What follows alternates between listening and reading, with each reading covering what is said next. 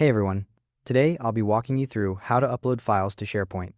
I'll show you this on the web version, so let's jump straight in. First, sign into your Microsoft 365 account through the Microsoft 365 portal. Once you're in, click on SharePoint from the available options.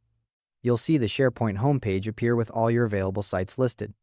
Now, open the SharePoint site where you want to upload your files. Once the site loads, look at the top of the page for the Documents link. This is your main document library. Click on Documents to open it. The document library view will open up, showing any existing files and folders you already have stored there.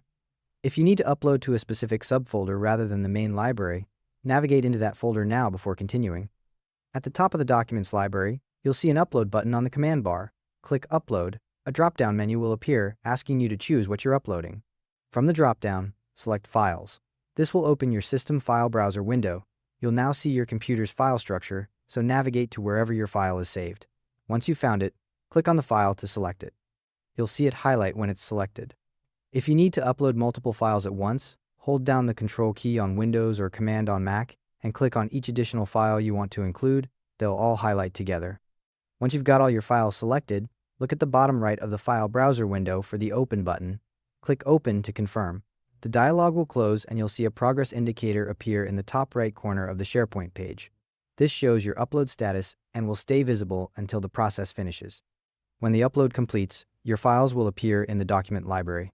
You should see them listed with their file names and the upload timestamp. If they don't show up immediately, refresh your browser page to make sure everything's displaying correctly. Quick thing to note, any files you upload will automatically adopt the sharing settings of whichever folder you place them in.